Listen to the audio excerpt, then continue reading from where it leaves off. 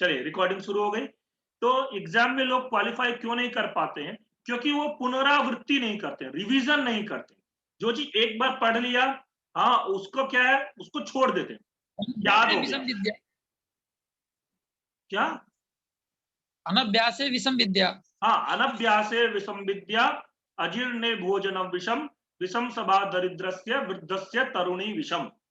ये कुछ बताए गए हैं, विष के समान होते हैं।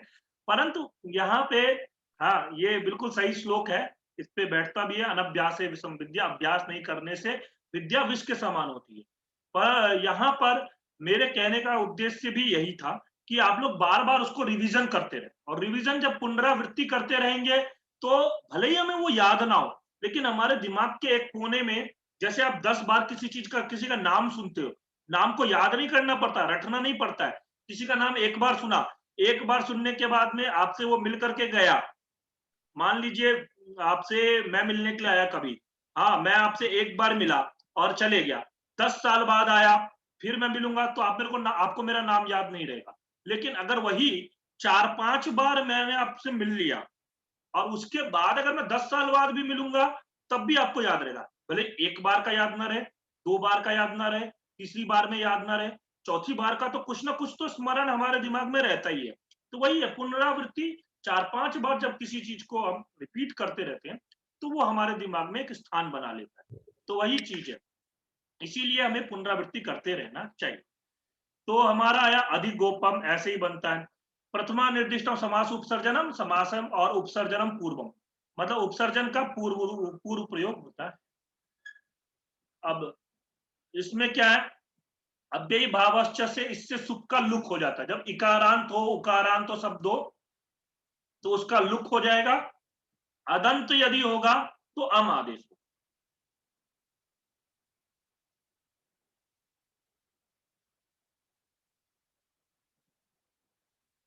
अव्ययी भावश्च अयम नपुंसकम स्यात्। अव्ययी भावश्च सूत्र बोलता है ये नपुंसक लिंग में होगा, और जैसे ही नपुंसक लिंग में होगा तो गोपा, गोपा शब्द देखोगे,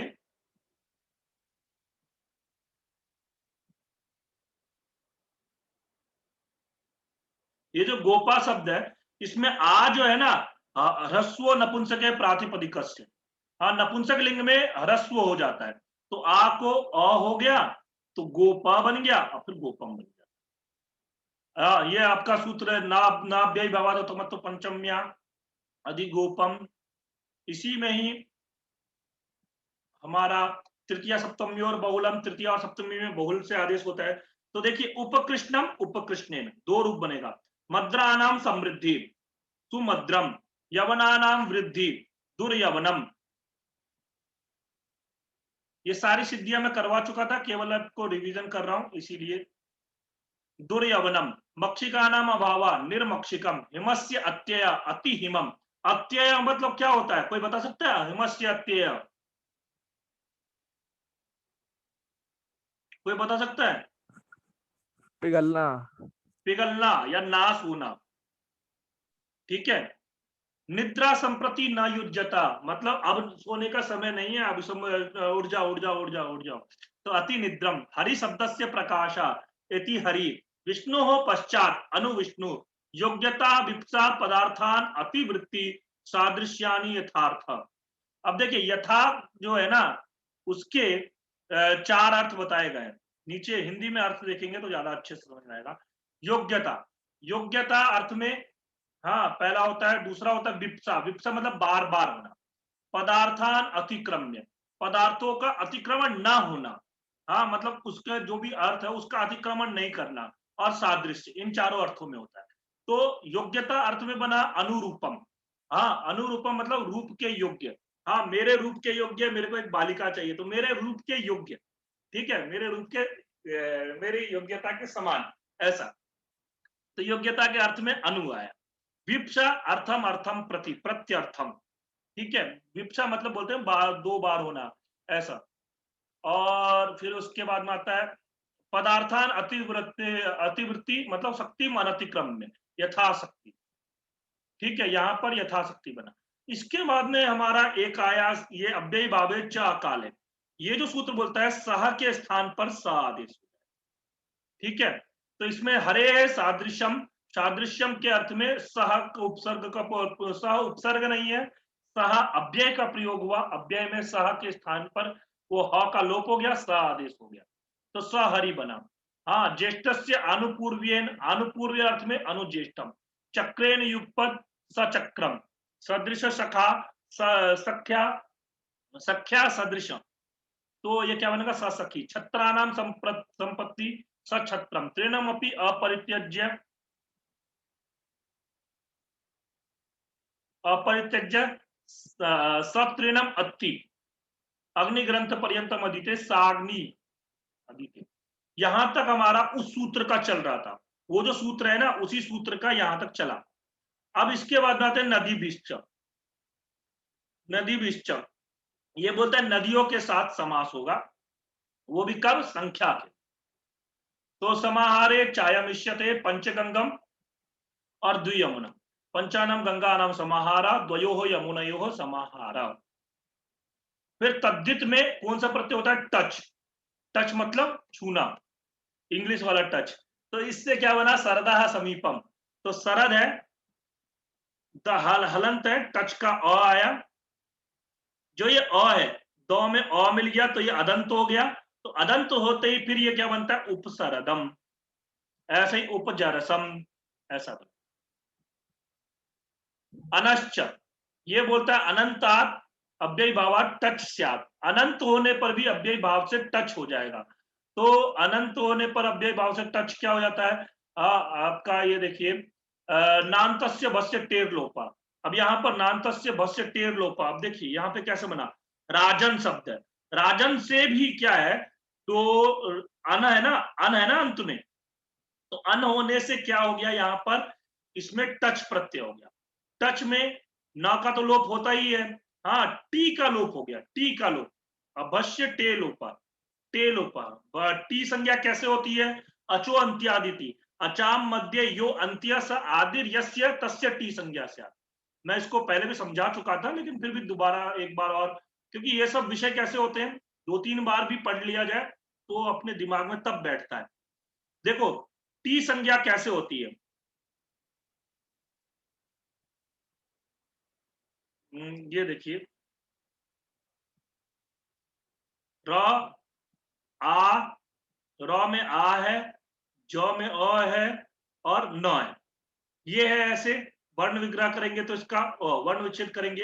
अब अंतिम अच कौन सा है, अ, तो वो जिसके आदि में है, तो ये न के आदि में है, इसीलिए पूरे का हो गया, इन दोनों के क्या हो गए, टी संज्ञा हो गई, तो टी संज्ञा हो गई, इसका लोप हो गया, तब क्या बन गया, राज, और इसमें टच का अ है तो मिला दो, उपराज, ऐसा, ऐसे अध्यात्मन, अध्यात्मन अधिधन आत्मन, आत्मन शब्द आत्मा, आत्मानव आत्मानः पुल्लिंग में बनता है, नकारांत शब्द है, ठीक है। नपुंसकात अन्य तरस्याम, अब ये मतलब क्या है, इसमें टच विकल्प से होता है, उपचर्मम उपचर्म, दो प्रकार का विकल्प से होगा। जया, इसमें भी विकल्प से होता है, उपसमित उपसमित, विकल्प से होगा। ये हमारा यहाँ पे अव्यय भाव समास समाप्त होता है। उसके बाद हम लोग तत्पुरुष समास पढ़ा था हमने, तत्पुरुष ये बोलता है बहुव्रीहि से पहले तत्पुरुष का अधिकार रहेगा, मतलब ऐसा होता है ना, हम लोग पाणिनि सूत्र के, जब आप लोग जो लोग व्याकरण अच्छे से पढ़े, जैसे हमारे जेके जी, हाँ, इन्होंने व्याकरण से आचार्य किया है, तो वो लोग जानते हैं अधिकार सूत्र होते हैं, कुछ अधिकार सूत्र होते हैं क्या, जैसे मैं हूं, मेरा अधिकार क्षेत्र यहां तक है, हाँ, अब उसके पहले मेरे अधिकार क्षेत्र में है, लेकिन उसके बाद दूसरे का अधिकार क्षेत्र शुरू होता है। जैसे अपनी जमीन होती है ना, तो ये मेरी जमीन है, इसके बाद दूसरे की जमीन है, इसके बाद तीसरे की जमीन है, ऐसे जमीनों का अधिकार है, तो वैसे सूत्रों का भी अधिकार चलता है, ठीक है। तो ये बोल रहे हैं तत्पुरुष का अधिकार कहां तक रहेगा, बहुव्रीहि से पहले तक। द्विगु, ये द्विगु भी तत्पुरुष संज्ञक होता है, इसके अंदर द्वितीय सितातित पतित गतात्यस्त प्राप्तापन्ने, ये सूत्र क्या बोल रहा है कि श्रित में, तो श्रित में क्या बनता है, कृष्ण श्रिता, फिर इसके बाद में आता है कृष्ण श्रिता, और भी उदाहरण है इसमें, आसातीता, हाँ, नरकम पतिता नरक पतिता, स्वर्गं गता स्वर्ग गता, कूपत्यस्ता कूपात्यस्ता, सुखम प्राप्ता सुख प्राप्त, संकटम आपन्ना संकटापन्ना। ये सारे के सारे इसी के ही उदाहरण है। फिर इसका तृतीय का आया, तृतीय तत्कृतार्थेन गुणवचनेन, ये रहा। तो इसमें क्या है, जो उससे जैसे संकुलया खंडा, तो इसका उदाहरण क्या है, संकुलया खंडा संकुला खंडा, धान्येन अर्था धान्य अर्था।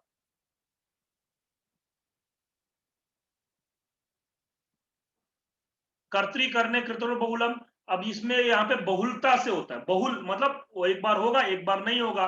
हरिना त्राता हरि त्राता भी बनेगा, हरिना त्राता भी बनेगा, नखेर भिन्ना भी बनेगा, नख भिन्ना भी बनेगा, दोनों रूप बनेंगे।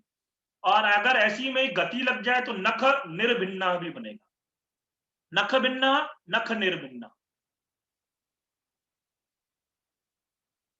चतुर्थी तदर्थार्थ बलिहित सुख रक्षित रूपाय दारु यूप दारु, ठीक है। फिर उसके बाद में तदर्थ के लिए प्रयोग आया है द्विजार्थ सूपः, तो द्विजाय अयम सूपः द्विजार्थ सूपः, हाँ द्विजार्थ यवागु द्विजार्थ इयम यवागु, हाँ द्विजार्थम अयम पयः इदम पयः, ऐसा मतलब अयम इदम अयम इयम और आपका इदम, ये तीनों, अयम पुल्लिंग में, इयम स्त्रीलिंग में और नपुंसकलिंग में इदम।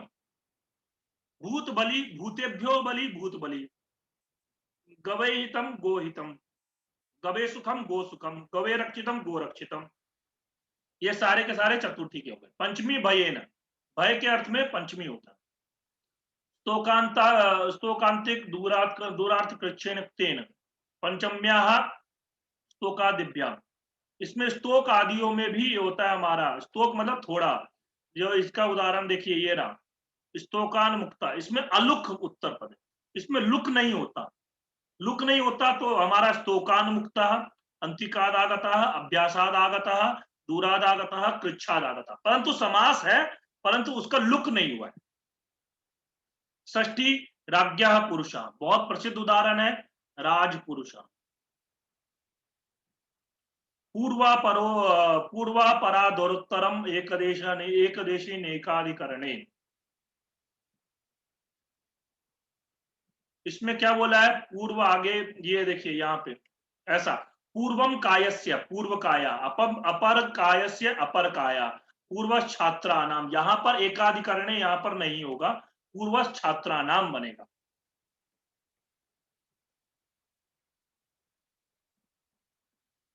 सप्तमी में आया अर्धम पिपल, नहीं यहाँ पे षष्ठी में ही है, अर्धम पिपल्या अर्ध पिपली। सप्तमी, सप्तमी सौंडे,